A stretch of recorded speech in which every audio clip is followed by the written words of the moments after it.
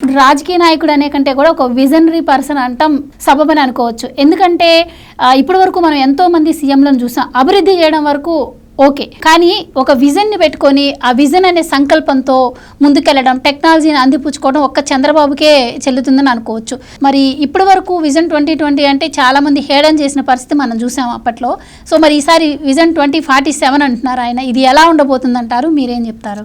గతంలో చంద్రబాబు నాయుడు గారు విజన్ 2020 అంటే చాలామంది అవహేళన చేశారు.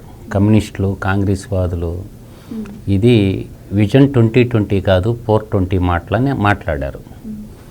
కానీ ఈరోజు హైదరాబాద్ వైపు మనం కానీ చూస్తే విజన్ 2020 యొక్క ఫలితాలు మనకు అవపడతాయి.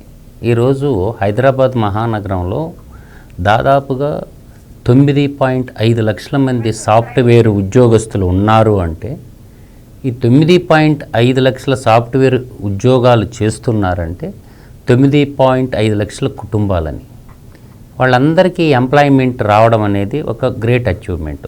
బాబు గారు ఏంటంటే బాగా స్టడీ చేస్తారు. ఫస్ట్ ప్రపంచం ఏ వైపు నడుస్తుంది, ప్రపంచానికి కావాల్సిన వనరులు ఏంటి, దానికి సంబంధించినటువంటి టెక్నికల్ రిసోర్సు, ఇక్కడ ఉన్నటువంటి మ్యాన్ పవర్ కానీ జోడించినట్లయితే ప్రపంచంలో ఎక్కడికి పోయినా రాణించగలరు. తద్వారా రాష్ట్రం సర్వతోముఖాభివృద్ధి చెందుద్ది, పిల్లల్లో కూడా ఆర్థిక సమస్యలు తీరిపోతాయన్న ఉద్దేశంతో అప్పట్లో ఏం చేశారంటే విడివిడిగా ప్రైవేటీ రంగంలో ఇంజనీరింగ్ కాలేజీలు ఇచ్చేశాడు. అప్పుడు మచ్చుకు 4-5 ఉంటుండే, కొన్ని ఉంటుండే గవర్నమెంట్ సెక్టార్లో ఇంజనీరింగ్ కాలేజ్. ప్రైవేట్ ఇంజనీరింగ్ కాలేజీలు లాంచ్ చేయటం వల్ల గ్రామీణ ప్రాంతంలో ఉన్నటువంటి యువత ఇంజనీరింగ్ విద్యను అభ్యసించి, తద్వారా రైతుల పిల్లలు, వ్యవసాయం చేసేటటువంటి పిల్లలు అమెరికా దాకా, యూరప్ కంట్రీలకు కానీ, లండన్ కానీ, ఇంగ్లాండ్ కానీ, ఇటు ఆస్ట్రేలియా కానీ పోగలిగినారంటే ఆ రోజు వేసినటువంటి పునాది ఫలితాలన్నమాట. అప్పట్లో కంప్యూటర్లు కూడు పెడతాయా అన్నటువంటి నానుడి నుంచి కంప్యూటర్లు వస్తే ఎంప్లాయ్మెంట్ తగ్గిపోద్ది, కంప్యూటర్లు వస్తే శ్రామిక వర్గానికి పని లేకుండా పోద్ది, యాంత్రీకరణకి వ్యతిరేకంగా మాట్లాడేవాళ్ళు కమ్యూనిస్టులు. ఈరోజు ఆ కంప్యూటర్ల విప్లవం వచ్చిన తర్వాత ఇవాళ ప్రపంచవ్యాప్తంగా ప్రతి ఒక్కరినూ ఫస్ట్ ఆప్షన్గా సాఫ్ట్వేర్ ఎన్నుకుంటున్నారు. కంప్యూటర్ సైన్స్ కానీ, మనకి ఈసీఈ కానీ చేసుకుంటూ ఉంటున్నారు.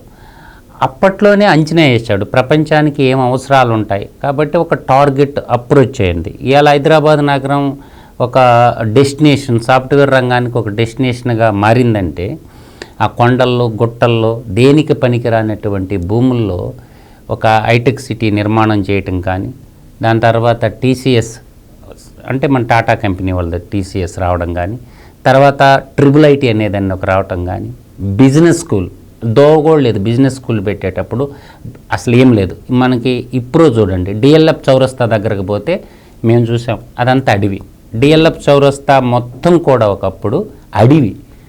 నా కళ్ళ ముందు నేను హైదరాబాద్కి వచ్చినప్పుడు అడవి అనమాట, జంగిల్ లాగా ఉండేది. అటువంటి కొండలు, తుప్పలు, ఏమి పంట బండని భూముల్లో ఒక సైబరాబాద్ సిటీని నిర్మించేటటువంటి, తద్వారా ఆయన కాలం తర్వాత నెక్స్ట్ వచ్చిన ముఖ్యమంత్రులు కూడా దాన్ని పొడిగించుకుంటా పోయారు. అంటే 1996లో వేసుకున్న ప్రణాళిక తర్వాత మనకి 2024కి వచ్చేసరికి అన్ని రకాల ముఖ్యమంత్రులు, అప్పుడు 9 సంవత్సరాలు 6 నెలలు బాబు గారు, 8 నెలల దాకా బాబు గారు ముఖ్యమంత్రి అవటం, ఆ తర్వాత కాంగ్రెస్ పాలకులు ఒక 10 ఏళ్ళు ముఖ్యమంత్రిగా ఉండటం, రాజశేఖర రెడ్డి కానీ, దాని తర్వాత రోసీ కానీ, దాని తర్వాత కిరణ్ కుమార్ రెడ్డి కానీ, దాని తర్వాత కేసీఆర్ రాష్ట్ర విభజన కూడా ఎవరు కూడా సాఫ్ట్వేర్ రంగాన్ని బలోపేతం చేశారు. తద్వారా ఏంటంటే రాష్ట్రానికి రావాల్సినటువంటి సాఫ్ట్వేర్ కంపెనీల్లో అప్పట్లో వ్యాట్ అని ఉండేది, వాల్యూ యాడెడ్ ట్యాక్స్. ఇప్పుడు మనం జిఎస్టీ అంటున్నాం. సర్వీస్ ట్యాక్స్ రూపంలో రావటం, ఇన్కమ్ ట్యాక్స్ రూపంలో రావటం, చాలా వనరులు వచ్చాయి. చాలా కుటుంబాల జీవితాల్లో ఎలుగులు నిండినాయి. ఆ సంపాదించినటువంటి డబ్బులతోటే ఆ పేదరికంలో ఉన్నటువంటి బీసీ, ఎస్సీ, ఎస్టీ, మైనారిటీ పిల్లలు కూడా గ్రామీణ ప్రాంతాల్లో పోండి, అందమైన ఇళ్ళు ఉంటాయి, పొలాలు కొనుక్కున్నారు, పొలాల ధరలు కూడా పెరిగినాయి. ఎకనామికల్ గ్రోత్ ఎప్పుడైతే వచ్చిందో అట్లా ప్రతి ఇంట్లో చదువుకునేటానికి అవకాశాలు కల్పించారు. తర్వాత ఫీజు రీయింబర్స్మెంట్ పథకం వచ్చిన తర్వాత ఇంకా ఎక్కువ చదువుకోసాగారు. అందువల్ల ఏంటంటే దేశీయ అవసరాలు, ప్రపంచీకరణ అవసరాలని తీర్చిదిద్దటంలో చంద్రబాబు నాయుడు అందివేచిన చెయ్యి అనటానికి అది ఒక ఉదాహరణ. మన కళ్ళ ముందు సాత్కరించబడుతుంది. ప్రతి గ్రామంలో ఇవాళ 2 ఇళ్ళు చూస్తే 3 ఇంట్లో ఒక సాఫ్ట్వేర్ ఇంజనీర్ ఉంటారు.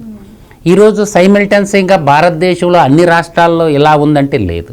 మనకి సాఫ్ట్వేర్ రంగం ప్రధానంగా తీసుకుంటే నోయిడా, ఢిల్లీకి దగ్గర ఉత్తరప్రదేశ్లో ఉంటుంది.